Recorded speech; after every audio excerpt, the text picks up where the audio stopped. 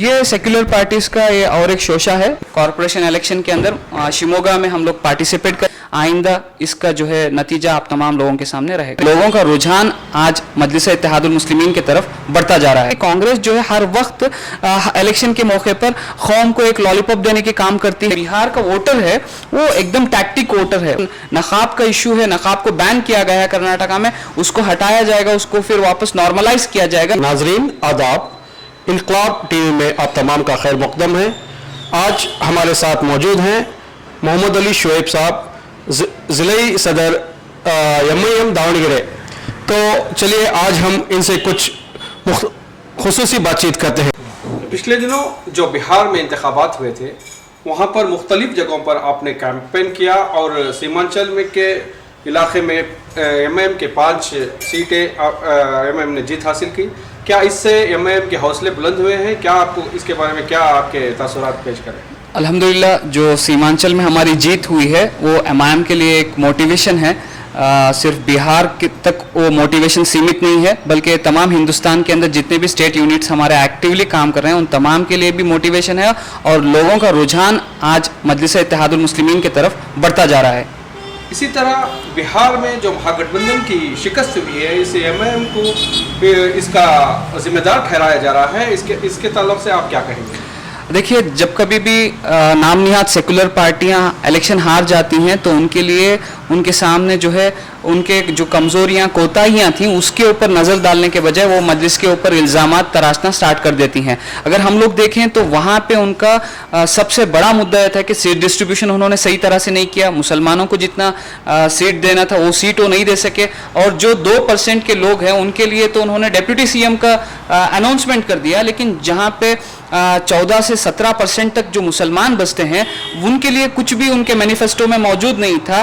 तो ये सारी कमजोरियां कोताहियां उनकी थी और उनके अंदर जो एरोगेंस था कि वो वही जीतने वाले हैं, तो ये एरोगेंस उनके लिए जो है शिकस्त का जरिया बना। और दूसरा चीज हम लोग देखते हैं कि सीमांचल के अंदर जो मसले थे, जो इश्यूज थे, उन पे बात करने के बजाय एक हवाई चीज़ों के ऊपर ये लोग जो है अपना इलेक्शन जीतना चाह रहे थे। लेकिन हवाई चीज़ों के ऊपर इलेक्शन नहीं जा सकता, बल्कि ग्रास रूट लेवल के इश्यूज को उठाना, वोटर्स को जाके टच होना, उनसे बातचीत करना और उनके मसलों को हल करने का वादा करना, तभी जाकर इलेक्शन हारते हैं। ये इनकी कमजोरियां, जो कोताहियां, इनका जो क्या बोलते हैं कि स्ट्रैटेजी सही तरह से जो नहीं थी, उस वजह से ये हारे हैं। और दूसरी चीज़ ये है कि जो वहाँ का बिहार का वोटर है वो एकदम टैक्टिक वोटर है, वो इमोशनल वोटर नहीं है। तो इस वजह से वोटर ने बहुत अच्छी तरह से जो है एनालाइज करके उसने जो है इनको जो है नकारा है।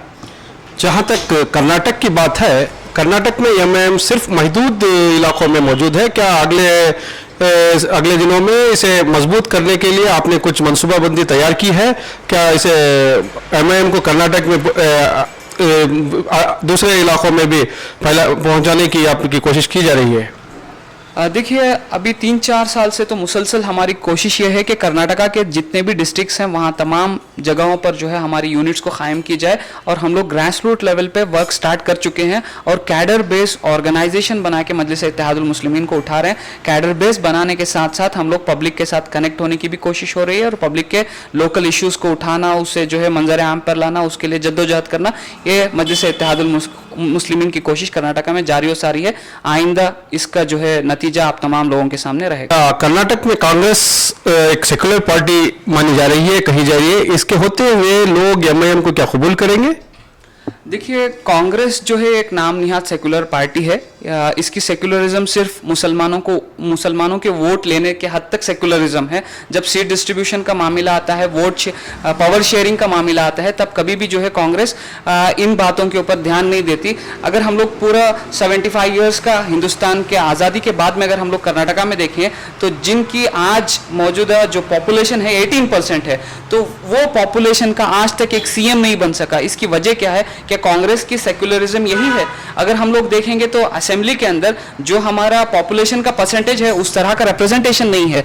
और उसके साथ साथ हम लोग देखते हैं कि कांग्रेस जो है हर वक्त इलेक्शन के मौके पर कौम को एक लॉलीपॉप देने के काम करती है और वो लॉलीपॉप लेकर कौम जो है बहुत सारे ख्वाब देखना शुरू करती है। उसी तरह से हम लोग देखते हैं कि 23 का जब इलेक्शन आया उस वक्त हमारे साथ वादा किया गया था कि 2B का जो रिजर्वेशन निकाला गया है उसको रिस्टोर किया जाएगा। और DK शिव कुमार का स्टेटमेंट था कि फर्स्ट कैबिनेट मीटिंग के अंदर 2B का रिजर्वेशन हम लोग रिस्टोर करेंगे। उसी तरह से उन्होंने कहा था कि जो नकाब का इशू है, नकाब को बैन किया गया है कर्नाटका में, उसको हटाया जाएगा, उसको फिर वापस नॉर्मलाइज किया जाएगा, उसको भी उन्होंने नहीं किया। उसके साथ साथ उनका ये वादा था कि माइनॉरिटीज के लिए अच्छा खासा बजट दिया जाएगा। जो बजट उन्होंने दिया है वो उनके वादे के मुताबिक नहीं है, लेकिन जितना बजट दिए हैं उसको भी सही तरह से यूटिलाइज नहीं कर रहे। आज अगर हम लोग देखें तो माइनॉरिटीज का जो इंस्टीट्यूशंस है उसकी हालत बहुत खराब है। हम लोग देखते हैं कि माइनॉरिटीज के बच्चों के लिए जो स्कॉलरशिप दिया गया है, बजट में अनाउंस किया गया, वो अब तक डिलीवर नहीं हुआ। तो ऐसे बहुत सारे माइनॉरिटीज के इश्यूज हैं जो कांग्रेस वादा की थी कि आने के बाद बजरंग दल को बैन किया जाएगा क्योंकि वो एक तशद्दुदनाक ऑर्गेनाइजेशन है। तो हम लोग देखते हैं कि कितने कांग्रेस की हुकूमत के दौरान मुसलमानों के ऊपर कितने हमले हुए, कितने तशद्दुद मुसलमान कम्युनिटी के ऊपर किया गया। उसके बावजूद कांग्रेस की हुकूमत रहते हुए भी कांग्रेस ने कुछ काम नहीं किया है। तो ये एक नाम निहात पार्टी है, इसको सिर्फ नाम निहात सेक्युलर पार्टी है, इसको सिर्फ मुसलमानों के वोटों से इसका ताल्लुक है। इसको मुसलमानों की तरक्की से, मुसलमानों की लीडरशिप से, मुसलमानों के रिप्रेजेंटेशन से कोई इसका ताल्लुक नहीं है। पिछले इंतखाबात में मजलिस ने जेडीएस की तायीद की थी, आज वो जेडीएस बीजेपी के साथ है, इस ताल्लुक से आपके क्या ख्यालात हैं? देखिए, हम लोग देखते हैं कि सियासत के अंदर फ्लिप फ्लॉप्स होते रहते हैं, लेकिन लास्ट जो इलेक्शन 23 का असेंबली इलेक्शन हुआ था, मुकम्मल तौर पर हमने जेडीएस का साथ नहीं दिया था, बल्कि सेकुलर कैंडिडेट जहां से भी कोई भी बीजेपी को हरा सकता है कि एमआईएम का मौक़िफ़ ये था कि यहां पे बीजेपी को हराना ज़रूरी है, तो हम लोग कैंडिडेट्स को नहीं डालेंगे। बहुत कम जगह हम लोगों ने कैंडिडेट्स डाला था, सिर्फ 2 जगह पे मजलिस के कैंडिडेट्स थे और एक जगह पे मजलिस ने एक कैंडिडेट की तायीद की थी। तो हमारा मौक़िफ़ ये था कि जहां कहीं से भी सेकुलर कैंडिडेट्स को जिताया जा सके वहां पे एमआईएम उनके लिए जो है सपोर्ट करेगी। जिस तरह बिहार में 5 सीटों पर एमआईएम ने जीत हासिल की है कि कुछ लोगों का ये कहना है कि ये बीजेपी के साथ तालमेल की वजह से उन्होंने वहां पर जीत हासिल की है, इस ताल्लुक से आपका क्या ख्याल है?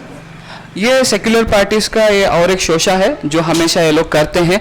तो क्या जहां कहीं पे भी इनकी भी जीत होती है तो इनके साथ क्या बीजेपी का तालमेल है? अगर हम लोग देखते हैं कि कर्नाटका में जो जीत हुई है उसका तो ओपन ये है कि इन लोगों का बीजेपी के साथ तालमेल था।